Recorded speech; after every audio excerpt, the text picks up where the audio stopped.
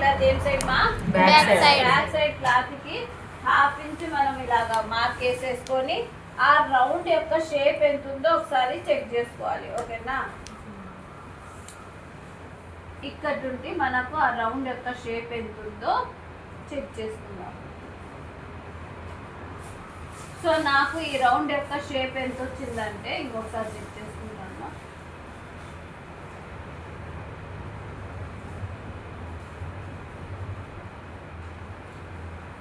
నాకు 11 ఇంచులకి ఒక గీత తక్కువ ఉంది, అంటే 1 ఇంచ్ తీసేయాలి, 10 ఇంచులకి పెట్టుకోవాలి. ఓకేనా, హ్యాండ్ ఒక క్లాత్ ఎంతరా అంటే 10 ఇంచులు. 10 ఇంచులకి ఒక గీత తక్కువ, ఆ గీత కూడా మైండ్ లో పెట్టుకోవాలి. ఇది 10 ఇంచులు వేసుకుంటే మనం ఆటోమేటిక్ గా ఒక గీత తక్కువ పెట్టుకోవాలని ఒక సిగ్నల్. ఓకేనమ్మా, అర్థమైంది కదా.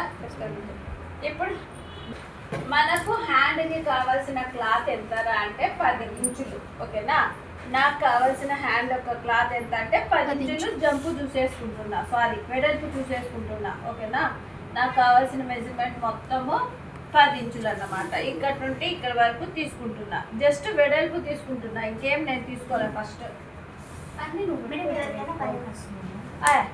పొడవు హ్యాండ్స్ అన్ని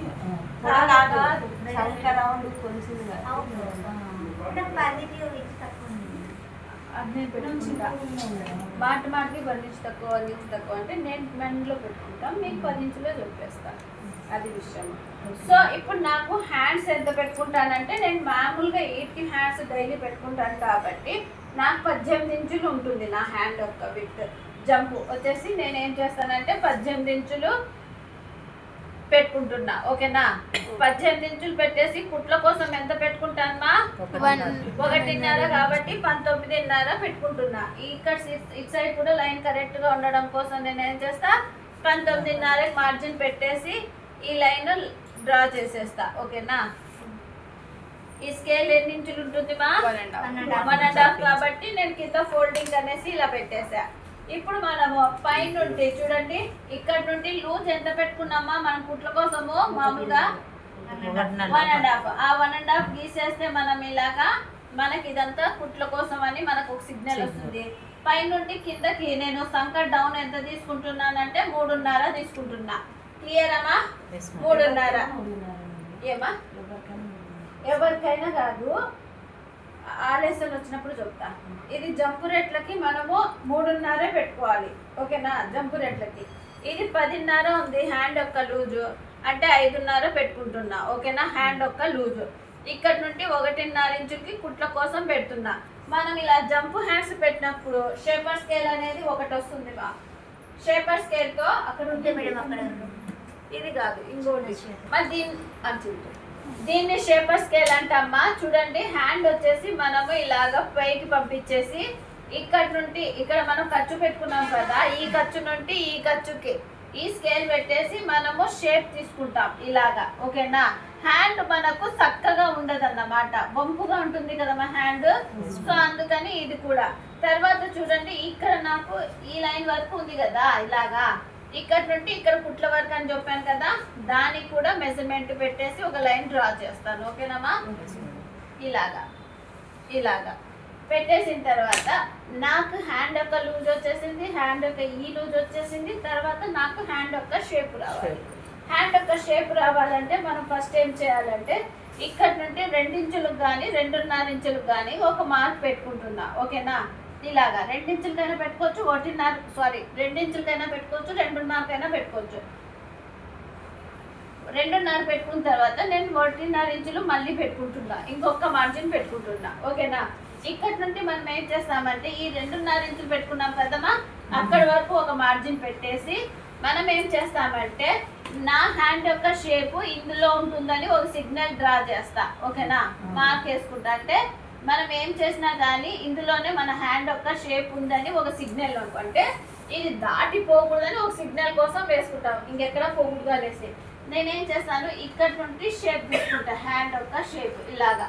ఓకేనమ్మా, ఇలాగా చేసుకుంటూ నేను ఈ మార్క్ ఉంది కదమ్మా, ఈ మార్క్కి కిందికి వచ్చేస్తా ఇలాగా. క్లియరా? సో ఇప్పుడు ఈ హ్యాండ్ ఎలా ఉందో అలాగా నేను స్టిచ్ కటింగ్ చేసేస్తా.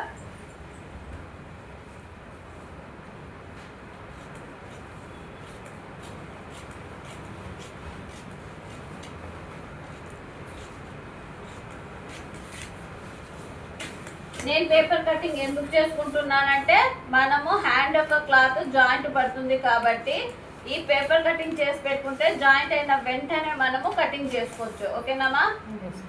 రైట్.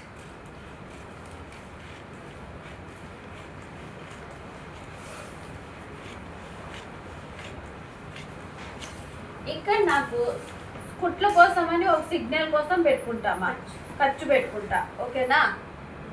ఇక్కడ ఒక సిగ్నల్, ఇక్కడ నాకు మధ్యకి అనేసి ఒక సిగ్నల్ పెట్టుకుంటా, అంటే హ్యాండ్ యొక్క మధ్య భాగము అనే అర్థం. తర్వాత దీన్ని నేను హ్యాండ్ కి ఇలాగా పెట్టుకుంటున్నా. మనకు ఫ్రంట్ సైడ్ షేప్ వస్తుంది కదమ్మా, ఫ్రంట్ సైడ్ షేప్ వస్తుంది కాబట్టి మనం ఏం చేయాలి అంటే టేప్ తీసుకొని ఈ మధ్య భాగం ఉంది కదా, ఆట నుండి 1 ఇంచుకి ఒక మార్క్ వేసుకుంటా. ఆట నుండి మనకు ఓపెన్స్ అంటే ఖర్చులు ఎక్కడ ఉన్నాయో చూసుకొని అంతవరకు పెట్టి ఫోల్డ్ చేస్తాం ఇలాగా. ఓకేనా? మధ్యలోకి ఎంతన్నా రాని ఒక మార్జిన్ పెట్టుకుంటా, ఎక్కడన్నా రాని ఒక మార్జిన్ పెట్టుకుంటా. మనకు ఆర్మ్ హోల్ స్కేల్ అని కొన్ని దొరుకుతాయి మా, ఆర్మ్ హోల్ స్కేల్ అంటాం వాటికి. ఆ ఆర్మ్ హోల్ స్కేల్ ప్రకారము మనము ఇది మార్క్ వేసుకుంటాం.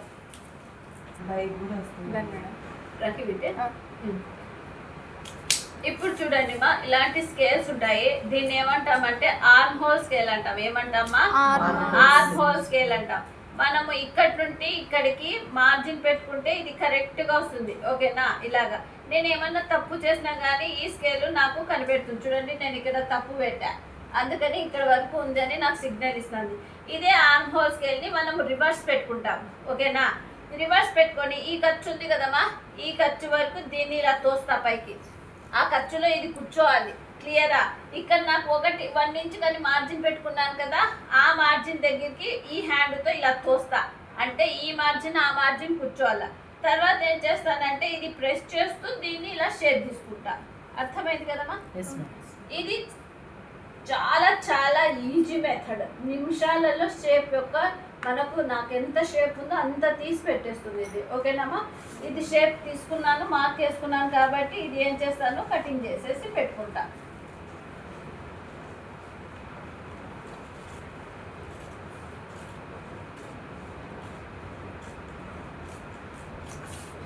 ఇది నాకు ఫ్రంట్ సైడ్ అని ఇంకొక సిగ్నల్ ఇచ్చుకుంటా. అంటే హ్యాండ్ స్టిచ్చింగ్ చేసేటప్పుడు ఇలా 2 ఖర్చులు ఉంటే మనకి ఏమొస్తుందంటే ఇది ఫ్రంట్ సైడ్ వస్తుందని ఒక సిగ్నల్. క్లియర్ అమ్మా? డ్రెస్ కటింగ్ అయింది. ఏమన్నా డౌట్ ఉందా మీకు?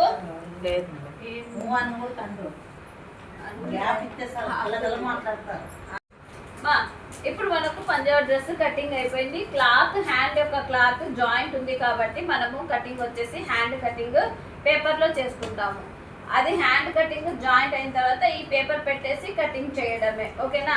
ఇందులో ఎవరికన్నా డౌట్ ఉంటే నాతో మాట్లాడచ్చు మా. అందరికి క్లియర్ ఉంది కదా? పంజాబీ డ్రెస్ ఈజీ ఉందా? లెసన్ టఫ్ ఉందా? Very good. క్లాప్స్.